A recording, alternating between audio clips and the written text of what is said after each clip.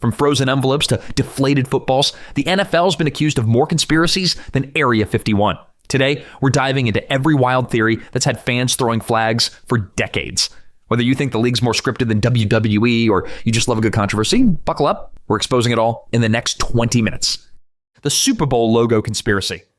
All right, picture this. You're scrolling through Twitter in November 2023, and suddenly everyone's losing their minds over the Super Bowl 59 logo. Why? Because it's dripping with red and green. And guess what? The Chiefs wear red, the Eagles wear green, and boom, they're playing in the big game. Coincidence? The internet thinks not. This theory's been making rounds since Super Bowl 56, when the logo featured orange and yellow the exact same year the Bengals, orange, and Rams, yellow, faced off. Then Super Bowl 57, red and green again, Chiefs versus Eagles. It's like the NFL's graphic design team has a crystal ball, right? Here's where it gets juicy. Alex Mount, an NFL creative director who actually designs these logos, told Boston University she wishes she had that kind of power. These logos, they're designed 2 years in advance. That's right, while you're watching this year's Super Bowl, the artists are already halfway through designing the logo for 2027. The NFL tried to shut down conspiracists with their Super Bowl 60 logo for 2026. It looks like someone threw up Easter pastels all over San Francisco. Good luck finding team colors in that rainbow mess, but hey, watch the Packers and Jets make it just to keep the conspiracy alive. Fun fact, the Cardinals, Falcons, 49ers, and Bucks all use red. The Jets and Packers rock green. With that many teams sharing colors, you've got about as much chance of being wrong as a weatherman in Seattle predicting rain. But here's what really gets the theorists going. Why does the NFL release these logos so early anyway? Some say it's to build hype. Others whisper it's because the fix is already in. The league controls the narrative from start to finish, painting their predetermined champions in advance. After all, if you're going to script the outcome, might as well get the merchandise ready early, right? The NFL made over $20 billion last year. Coincidence or careful planning? You decide. The Atlanta Falcons moon landing quarterback room. This one's absolutely wild. During the 2024 season, the Atlanta Falcons quarterback room turned into conspiracy theory central. It all started when Taylor Heinicke asked Kirk Cousins if he was into conspiracy theories during training camp. Next thing you know, they've got a whiteboard filled with everything from JFK to what's lurking under Georgia's Lake Lanier. The best part? They made rookies give PowerPoint presentations on conspiracies as initiation. Undrafted tight end Austin Stogner apparently killed it with his presentations on the pyramids and moon landing. According to Heinicke, the kid never said whether we did or didn't land on the moon, just laid out the facts and let everyone decide. That's some next-level quarterbacking right there. Michael Penix Jr. said his favorite theory was that McDonald's employees claim the McFlurry machine is broken because they don't want to clean it at night. Now that's a conspiracy we can all get behind. Cousins claims he's not a conspiracy theorist, but admits you can learn a lot about your teammates by what they believe. The whiteboard kept growing throughout the season with theories about the Denver airport and other mysteries. Talk about team building. What makes this even better is the psychology behind it. QB coach TJ Yates encouraged it as a way to break up film study and keep guys mentally fresh. In a position where you're constantly analyzing defenses and looking for hidden meanings and formations. Maybe a little conspiracy theorizing actually sharpens the mind. These guys spend hours decoding defensive signals. Is it any wonder they see patterns everywhere? The Falcons went 8-9 that season, so maybe they should have spent less time on the moon landing and more time on the playbook. Or maybe the conspiracy theories were the only thing keeping them sane during a tough season. Before we jump into the next theory, real quick, if you've enjoyed the ride so far, hit like and smash that subscribe button faster than an overturned deflated football rolls off the sideline. Seriously, 98% of you watch in stealth mode, so do your eyeballs a favor and stick around. Thanks to the heroes who already did. Tom Brady's unretirement conspiracy, March 2022. Tom Brady shocks the world by retiring. 40 days later, just kidding, I'm back. NFL Network's David Carr had a conspiracy theory about why TB12 couldn't stay away from the gridiron. Some folks thought Brady orchestrated the whole thing to skip OTAs and training camp. Others believed it was a power play with the Buccaneers front office. The spiciest theory? Brady retired to pursue other opportunities. Cough, Miami Dolphins, cough. But when that fell through, suddenly retirement didn't look so appealing. Here's what we know. Brady announced his retirement on February 1st, then unretired on March 13th. That's 40 days of golf and family time before the itch got too strong. The man who played until age 45 couldn't even make it through one offseason. The timing was suspicious too. Free agency was about to kick off, roster moves were being made, and suddenly the GOAT decides retirement isn't for him. Some league insiders whispered about back-channel negotiations and handshake deals that went sideways. But wait, there's more. During those 40 days, reports swirled about the Dolphins potentially pursuing Brady. Brian Flores' lawsuit against the NFL alleged that Dolphins owner Stephen Ross tried to set up a meeting between Brady and Flores in 2019, violating tampering rules. The NFL later found the Dolphins guilty of tampering and stripped them of draft picks. Coincidence that Brady unretired right when the Dolphins' door slammed shut? The plot thickens. Some believe Brady used retirement as leverage, testing the waters to see what other opportunities might open up. When the grass wasn't greener, he came back to Tampa Bay with renewed appreciation and maybe some extra perks we don't know about. The Immaculate Reception. December 23rd, 1972. The Steelers are down 7-6 to the Raiders with 22 seconds left. 4th down, season on the line. What happens next is either the greatest play in NFL history or the greatest heist since Ocean's 11. Terry Bradshaw scrambles, fires downfield to John Frenchie Fuqua. The ball, Raiders safety Jack Tatum, and Fuqua all meet in a cosmic collision. The ball ricochets backward, and out of nowhere, Franco Harris scoops it up inches from the ground and races 60 yards for the touchdown. Steelers win 13-7. Here's where it gets conspiracy-worthy. By 1972 rules, if the ball only touched Fuqua and not Tatum, it's an incomplete pass. No touchdown. Game over. Raiders win. The refs huddled up, couldn't agree, so referee Fred Swearingen makes a mysterious phone call to the press box. The wildest theory? The refs were scared for their lives. Some claim Swearingen asked security, "Can you protect our lives?" When security said no, he called touchdown just to get out of Three Rivers Stadium alive. Art McNally, the NFL's head of officiating who took that phone call, literally cackled himself into a wheezing silence when asked about this theory years later. John Madden, the Raiders coach, never got over it. He said even watching the film with stop action, nobody could tell what really happened. The play was so controversial, it basically invented instant replay controversy before instant replay even existed. NBC had footage from a different angle that wasn't shown until 1998, 26 years later. The Immaculate Reception turned the lovable loser Steelers into a dynasty that won 4 Super Bowls in 6 years. Coincidence or cosmic intervention? You decide. The physics of it all still baffles experts. How did the ball bounce that perfectly to Harris? Why was he even there? Some theorists claim divine intervention. After all, it happened 2 days before Christmas and got named the Immaculate Reception. Others see a darker hand at work. The NFL needed new dynasties, new markets. The Steelers' transformation from laughingstock to legends began with one impossible bounce. Makes you wonder what other miracles have shaped NFL history, doesn't it? Spygate, the original Patriots scandal. 2007, the Patriots are caught red-handed videotaping Jets defensive coaches' signals from the sideline. Big deal, right? Well, according to ESPN's investigation, this rabbit hole goes deeper than Tom Brady's trophy case. Here's what officially happened. The NFL fined Belichick $500,000, largest fine ever for a coach, fined the Patriots $250,000, and took away their first-round draft pick. Case closed? Not even close. The conspiracy theory says the NFL covered up the real extent of Spygate to protect the league's image. Inside a room only accessible to Belichick and a few others, investigators allegedly found a library of scouting material videotapes of opponents' signals with detailed notes matching signals to plays for many teams going back 7 seasons. But here's the kicker. Roger Goodell ordered all the tapes destroyed immediately. League officials literally stomped the tapes into pieces and shredded the papers inside Gillette Stadium. Why destroy the evidence if it's just a few harmless tapes? Senator Arlen Specter even got involved, comparing it to the CIA destroying interrogation tapes. Goodell told him Belichick had been doing this since 2000. That's 40 games worth of potentially illegal footage. The wildest part? The rumor mill went crazy with theories about the Patriots taping the Rams walkthrough before Super Bowl 36. Bugs in locker rooms, extra frequencies in Brady's helmet. Once Pandora's box opened, everything was fair game. Some believe Deflategate was the NFL's makeup call for going too easy on Spygate. And get this, former Patriots video assistant Matt Walsh became the deep throat of the NFL, with everyone wondering what he knew. The league eventually interviewed him and claimed he had nothing significant, but conspiracy theorists weren't buying it. Why did it take so long to talk to him? What was on those destroyed tapes that was worth protecting? The Patriots went from lovable underdogs to the team everyone loved to hate, all because of a camera on the wrong side of the field. Or was it something much bigger? Deflategate, the scandal that wouldn't hold air.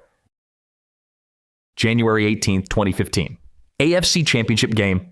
The Patriots are destroying the Colts 45-7, but the biggest story isn't the score. It's the pounds per square inch of the footballs. Welcome to Deflategate, where science class meets CSI, New England. DeQuell Jackson intercepts Brady, hands the ball to equipment staff who think it feels soft. By halftime, the NFL's measuring footballs like they're checking tire pressure at a NASCAR pit stop. Some balls reportedly measure below the 12.5 pounds per square inch minimum. Conspiracy theorists went wild. The NFL spent $22 million and 2 years investigating whether Brady orchestrated a scheme to deflate footballs. They hired Ted Wells, who produced a 243-page report that concluded it was more probable than not Brady was generally aware of inappropriate activities. That's lawyer speak for, we can't prove Jack, but we're pretty sure something fishy happened. But wait, enter the science nerds. MIT professors and physicists rushed to Brady's defense, explaining the ideal gas law. Cold weather naturally deflates footballs. A group of 23 engineering professors filed a legal brief saying the deflation was no surprise to any scientist. The conspiracy deepens. In 2022, Mike Florio reported the NFL falsified information and deleted data that would have cleared the Patriots. The league conducted spot checks during the 2015 season that showed numerous balls outside legal pounds per square inch ranges due to weather, then destroyed all that data on orders from NFL General Counsel Jeff Posh. The smoking gun that wasn't. Text messages between two equipment guys calling themselves the Deflater and talking about needles. Suspicious? Sure. Proof of a conspiracy? The federal judge who initially overturned Brady's suspension didn't think so. Brady served a 4-game suspension in 2016, then won 3 more Super Bowls just to prove air pressure doesn't matter when you're the GOAT. The real conspiracy? Maybe the NFL just wanted to knock the Patriots down a peg after Spygate. Here's the craziest part. The NFL had never recorded pounds per square inch measurements before this game. They had no baseline data, no understanding of how weather affects footballs, nothing. Yet they were ready to destroy the legacy of their biggest star over it. Some theorists believe the whole thing was orchestrated by other owners jealous of the Patriots' success. The Colts tipped off the league before the game was this a sting operation. The NFL's handling was so bad it made people who hated the Patriots defend them. Now that's a conspiracy. The NFL draft lottery that never was. Here's a conspiracy theory so good, it's borrowed from another sport. Remember the 1985 NBA draft when the Knicks mysteriously won the lottery and drafted Patrick Ewing, the frozen envelope theory? Well, NFL fans have been begging for their own version for years. Some theorists claim the NFL draft order isn't just about who tanks the hardest. They point to convenient storylines. The Colts sucking for luck after Peyton Manning's injury. The Browns mysteriously being terrible every year. Okay, that might just be the Browns. The theory goes that the NFL influences games late in the season to ensure certain teams get certain picks. Need a franchise QB in a big market? Suddenly that team's opponents are getting all the calls in December. Small market team tanking? Sorry, you're winning meaningless Week 17 games and dropping 5 draft spots. Unlike the NBA's envelope system, the NFL can't rig an actual lottery because there isn't one. It's purely based on records. But that doesn't stop conspiracists from claiming the league has other ways to influence draft position. Questionable officiating in meaningless late season games, strategic scheduling. The theories run wild. The evidence is thin, but fans love pointing out how often big market teams or teams with new stadiums suddenly land franchise-changing draft picks. Then again, the Jets exist, so maybe this theory needs work. The Chiefs and the referee love affair. If you've been on social media during any Chiefs playoff run, you've seen it. Every flag thrown, every flag not thrown, every replay angle analyzed like it's the Zapruder film. The conspiracy. The NFL wants the Chiefs to win because Patrick Mahomes equals ratings gold. This theory exploded during the Chiefs' recent dynasty run. Fans compile videos of missed holding calls, questionable roughing the passer penalties, and suspicious spots. The craziest stat, during the 2023 regular season, the Chiefs actually led the NFL in offensive holding penalties, but in their last 3 Super Bowl appearances, their offensive line had 0 holding penalties called. Not one in over 200 plays of the biggest games in football. It got so bad that Roger Goodell had to address it publicly, calling the theories ridiculous. Then, the NFL Referees Association released a 234-word statement, they counted, basically saying, "Are you people insane?" Scott Green, the ref's executive director, pointed out that 17 different crews consisting of 138 officials would all have to be in on it. Crews don't work the same team more than twice in the regular season. That's a lot of people to keep quiet. The funniest part? Some conspiracy theorists claim the backlash has now swung the other way. Refs are so scared of being accused of favoritism that they're actually calling more penalties on the Chiefs to prove they're not biased. Can't win either way. Historical context, every dynasty gets this treatment. The Patriots heard it for 20 years. The Cowboys in the 90s, the Steelers in the 70s. Turns out, when you win a lot, people think something fishy is going on. Who would have thought? The real kicker? Mahomes has been sacked, hit, and pressured at rates similar to other elite QBs. But when you're winning Super Bowls, every call in your favor gets magnified. It's confirmation bias on steroids. Fans see what they want to see. If you hate the Chiefs, every flag is proof of conspiracy. If you love them, it's just good football. The truth? Probably somewhere in the middle, but that doesn't get retweets. The NFL is completely rigged. This is the granddaddy of all NFL conspiracy theories. Forget individual games or calls. This theory says the entire NFL is scripted entertainment, like WWE with better acting and real injuries. Brian Toohey, author of The Fix Is In, leads this charge. He claims the NFL legally can manipulate games because they're classified as entertainment, not sport. His evidence, vague rulebook language that lets refs interpret calls however they want. The what's a catch debate that changes every year. Playoff storylines that seem too good to be true. Toohey points to Super Bowl 51, Patriots 28-3 comeback, as pure wrestling drama. The heel commissioner hands the trophy to the team he suspended the star player of. That's straight out of Vince McMahon's playbook. Here's the thing. Rigging the NFL would require cooperation from 1,696 players, hundreds of coaches, 138 officials, and thousands of team employees. In the age of social media, where players live stream from their cars and tweet their every thought, good luck keeping that secret. The financial argument falls apart too. The NFL makes $20 billion whether the Packers or Panthers win. Why risk the entire empire to ensure the Chiefs beat the Jaguars in Week 8? Vegas would notice patterns. Former players would write tell-all books. The risk-reward doesn't add up. But here's the conspiracy theorist's response. The NFL doesn't need to rig every play or every game. Just a few key calls at crucial moments. A holding flag here, a phantom pass interference there. Not enough to prove anything, just enough to nudge storylines. The best evidence against this theory, the New York Jets still exists and occasionally win games. No entertainment writer would script that. Think about it though, the NFL admits games are entertainment products.